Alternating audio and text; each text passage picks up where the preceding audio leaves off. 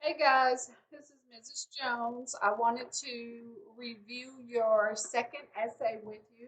I want to thank you for submitting your essays properly and on time. I always appreciate those who meet the deadlines. As always, I want to employ you not to wait until the last minute in case you do have technical difficulties. So make sure you start on your essay assignments in time so that if you need to communicate with me, you're not trying to communicate with me on the day that it's because I have so many emails coming in. I'm teaching 4 classes this semester, so I try to answer them as quickly as I can, but it's extremely time consuming trying to answer all of the emails as well as grade while grading other essays. So make sure you are not procrastinating. Now let's talk a little bit about essay two. Now your essay was on, you were to read the article by Sherry Turkle, Growing Up Tethered, and I hope you enjoyed that because it is a different take on technology. A lot of times we just hear all that's so great about the technology, but I'm sure most of you are aware and probably can see it in your own homes that there is an addiction to technology, especially among our adolescents, and we can already see the effects that it's having on them and how it's causing them some difficulties in other areas. And unfortunately, it's not just with the adolescents, okay? Because I found myself guilty of some of the things she talked about in the article as well. But we know that tether means to be tied to, and so she was addressing the effects of this generation being tied to technology. And so there were a couple of different writing prompts that you know, that I gave you to address. And that's one of the things I want to make sure that you're doing is make sure that you are addressing the assigned writing prompts. Okay, make sure the content of your essay is sufficiently responds to what I've assigned you to write on, okay? You're not to summarize the articles. I'm not looking for a summary. And so I can tell whether or not you've met the objective of your essay if you have a thesis statement. So if you're scoring or losing points on the organization of your essay, it's probably because you don't have a thesis statement or you don't have a strong thesis statement. Remember, it is a statement and it is not a question, okay? So the last sentence of your introduction should give me some indication of what you're going to be writing about, what the point of your essay is, what you hope to accomplish in this composition, okay? So make sure you proofread for a strong thesis statement. Now, most of you did well with the formatting. Some of you are still having some issues with the line spacing. Now, I think I have a short video that will help those of you that are ending up with too many lines in your heading or lines in between your paragraphs. So I'm going to look for that to see if I can help you to correct those type of mistakes. Now, I was really pleased with the titles that I received this time. On the last essay, most of you did not give me an original or creative title. And so I did manipulate a few to show you how you could better title your essay. But let's see. I do remember reading some and thinking, oh, that's really good. Connection Addiction. Okay, I like that title. I'm trying to look for essays that didn't use the word tethered in the title, okay? You want to stay away from your topics. Um,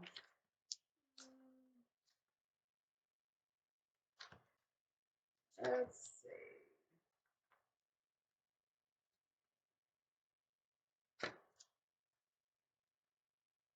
Technological terror. I like that. That's a good creative. Disconnected by plugging in. That's a good title. Okay, very creative. Ease of access. Another good title. And you see, most of these titles that I'm sharing with you says nothing really about being tethered or use the word technology. They're not complete sentences. Here's another one. Unhooked conversations. So those were some examples of some really good original creative titles. Now I'm going to flip through the essays to see what kinds of things I need to address in this video. I'm still seeing the use of second person pronouns, okay? Um, so stay away from using the pronoun you, yourself. Those are second person pronouns. You use that pronoun when you are speaking to someone and you are not in a speech class. So you are not talking to someone in your essay. So make sure you stay away from second person pronouns. I think last week I posted a PowerPoint that gives you some options so that you don't feel that you need to use those pronouns. Now, I know with Microsoft Word, you can do a word check.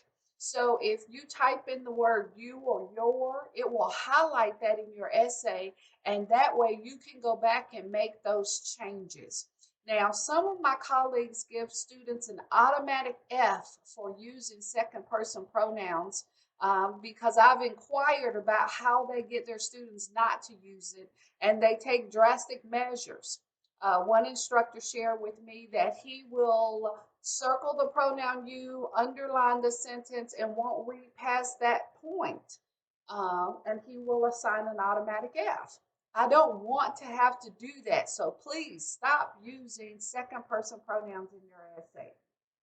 Um, your works cited page. I realize that some of you did not use the textbook, and hopefully by now you have purchased the textbook because your next reading assignment will also come from the textbook, and the one after that will as well. So make sure you purchase the textbook for this course, which is titled From Inquiry to Academic Writing, and we are using the 4th edition in this class. Uh, let's see, what other things did I see in your paper? Once again, I'm seeing the pronoun you. Stay away from it. Now, with your works cited page, you were to list the article, and the author's name should have been first, which is Sherry Turkle, followed by the title of the article, which is Growing Up Tethered, followed by the title of the textbook, okay, which is From Inquiry to Academic Writing. And then you were to use the publication information from the textbook. Okay, the publication information. This was the 4th edition. This is the Bedford St. Martin textbook. The copyright date is 2018, and then you were to list the page numbers for the article. Okay, because this assignment was supposed to be in MLA format. Essay will also be in MLA format, okay? We will not use APA format until the last essay. Some of you on your works cited page, you listed your works cited information as if it was an APA essay. So be very careful to adhere to the MLA guidelines.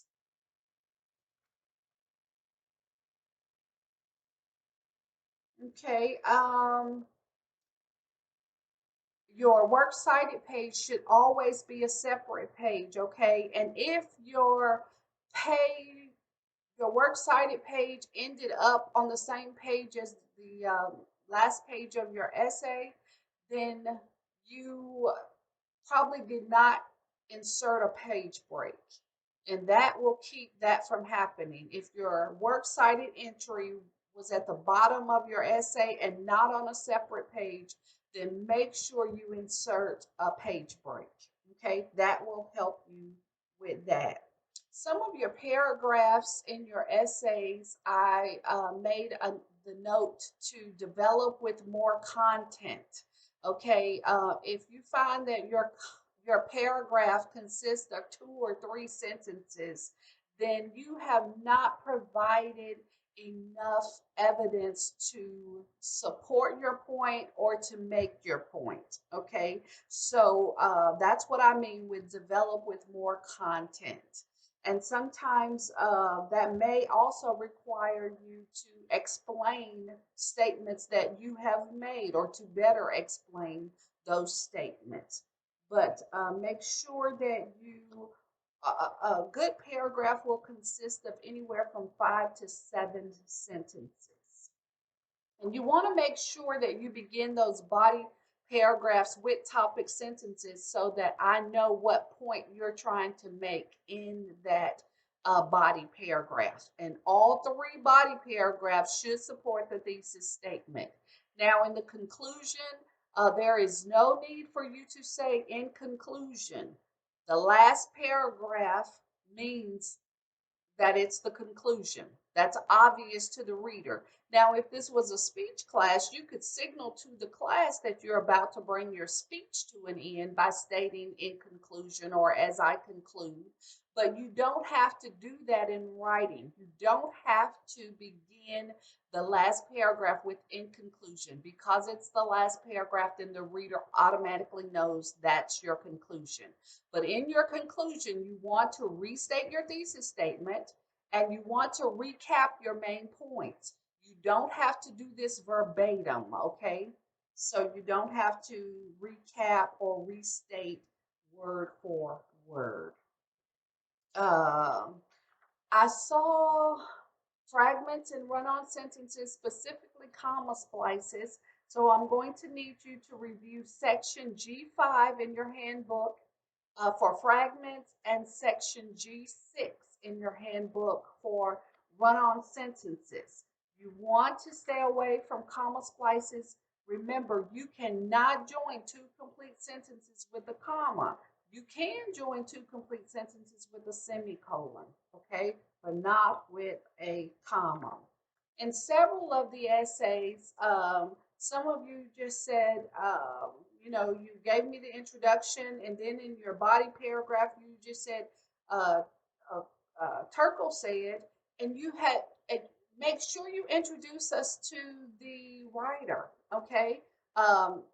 You didn't mention that she was the author of the article Growing Up Tethered, but some of you did introduce us to Sherry Turkle. You told us that she taught at the University of whatever, or she was the author of this or that. And so, but make sure, don't assume that the reader knows who you're talking about. So you want to introduce them before you name drop. If you see that you had dropped quotes, that simply means that you didn't introduce your quotes. You need to use a signal phrase. You need to introduce the quote. You just can't drop quotes in your paragraphs. You have to let the reader know, at what point you stop talking and someone else starts to talk. It gets very confusing if you just drop quotes. And so in your writer's reference, you will find a list of commonly used signal phrases that will help you to better incorporate quotes into your writings. So if you would look in the writer's reference for signal phrases, and that will help you to avoid dropped quotes. Let's see. And don't forget, this essay, along with the next essay, will be in MLA format. It will require you to incorporate quotes or to summarize or paraphrase information from the assigned articles, okay? So you will have to document those sources in your papers and include a works cited page. Some of you will see a note about faulty parallel structure, and that just means that if you're listing things, then they need to balance, okay? And you are to review section S1A if you have that note in your essay that you have a faulty parallel structure item. And I usually see that in the thesis statement. There were some comma errors, but not a lot. After introductory phrases, make sure you use a comma. So if you have the code P1B, that's what that means. You need to place a comma after like a subordinate clause that begins your sentence. Overall, these essays were really good, and I think I had more A's on this one than I did the first essay. So I really appreciate those of you that are reading the comments and reviewing your mistakes in the writer's reference to see how you can correct them and to avoid making those mistakes in the next writing assignment. Um, and some of you I know have gone to the STAR Institute for assistance, and it shows in your paper that you're doing all of these extra things. So I really appreciate that. Now, the next writing assignments will post on July the 8th. On July the 8th, I'm going to give you time to look at both of your essays, essay 1, essay 2. Look at the type of mistakes you're making. Read my comments. Then go to the writer's reference. Read those sections to see how you can avoid these types of mistakes in your writing. Um, Now, the next essay will post on July the 8th. But if you like to read the assigned article, it is in your textbook. It's titled "Why Bother" by Michael Pollan, and it is on page 715 in your textbook. On page 715 in your textbook. And don't forget, you will have a quiz. The quiz will be on the article. Okay, you will be asked 5 questions, and these 5 questions are worth 5 points, so it's a 25-point quiz. So make sure you read the article thoroughly. You might want to highlight and underline. But that is the next article, and I will release the writing prompts on July the 8th. So please be prepared. And this essay will be your final MLA format essay. So you want to make sure that you understand formatting, you know how to document your sources, how to list your source on a works cited page, how to incorporate quotes into your essay. So I need you to review all of these things before the next writing assignment. Have a great 4th of July.